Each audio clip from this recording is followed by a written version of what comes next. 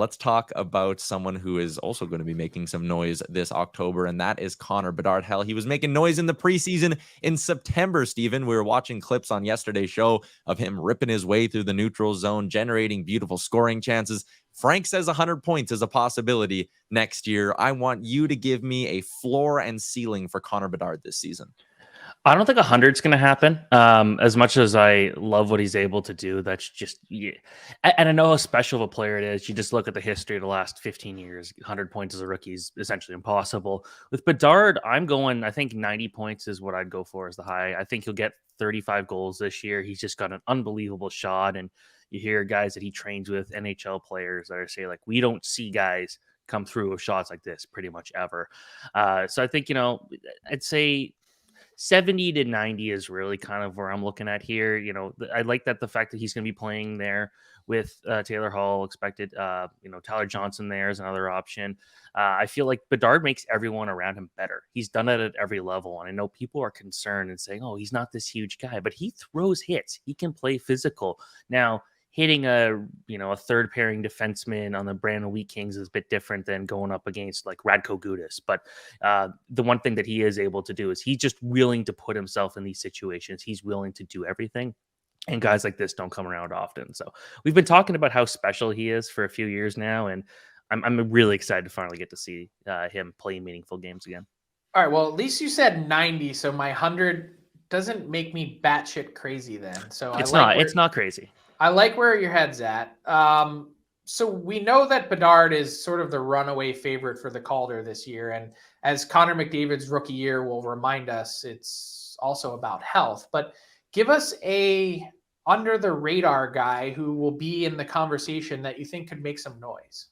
This is a stacked Calder race. There's so many good options this year. But the one I'm keeping an eye on is goaltender Joel Hofer. I guess whenever there's a year when there's so many talented forwards, and this year there's also a few defensemen, it's always interesting how goalies get overlooked. And I think with Hofer, hasn't played a whole lot and is going to start the season as the backup goalie to Jordan Binnington. But I think, I remember the conversations when Hofer was going on that little hot run he had last year. People were saying like, oh, could he actually be the starting goalie by like the midpoint next year? And I think so. I think he can challenge Binnington for starts. And, his stats might not look incredible by any means, but he was a workhorse for a really bad Springfield team for 2 years and put in some really good numbers. Kind of fell apart in the playoffs last year, but the year before that was the only reason Springfield was really winning games in a lot of cases. So I think that this is someone who's at every level has always played a lot of games, faced a lot of shots.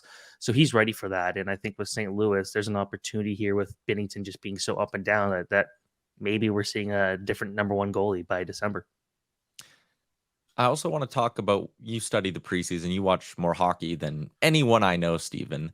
Anyone in the preseason from a rookie perspective, or maybe even just a young roster player perspective that's really been making some noise and has you excited for this season? Well, I know a lot of people are talking about Akil Thomas, but the one I'm more interested in is Matt Coronado out of Calgary.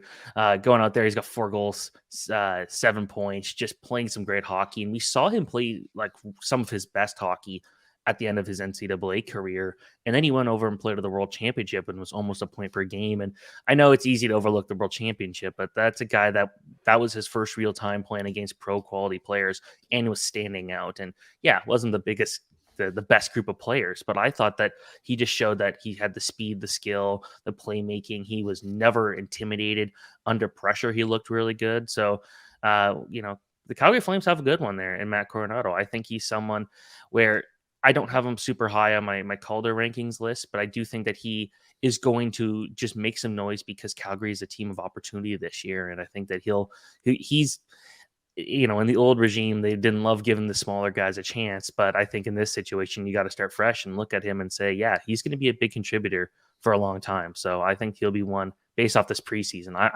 I'm hooked. I'm ready. You're a prospect analyst, and you're also a good fantasy analyst for us at Daily Faceoff. Is Matt Coronado fantasy relevant? Is he worth a flyer late in rounds? If you got a really deep league, yeah. Someone picked him in my 12-team league yesterday, and I thought that was a bit of a stretch. But I think that he's someone who, if he gets 40 points this year, that's good. That's a pretty good sign because getting more than that is still pretty difficult for most rookies. And our guy Jeremiah in the YouTube chat was studying your background. He wants to know, Stephen Ellis, do you play the bass? I play bass, I play guitar, I play drums. I got all of it. I record my own music. If I could sing, I would be a one-man band. But that is where everything falls apart. You just signed yourself up to record our new intro song then. Thank you very much, Stephen. Congrats. Thanks for doing this, Mr. Ellis. We'll chat with you next week. Yep, thanks so much.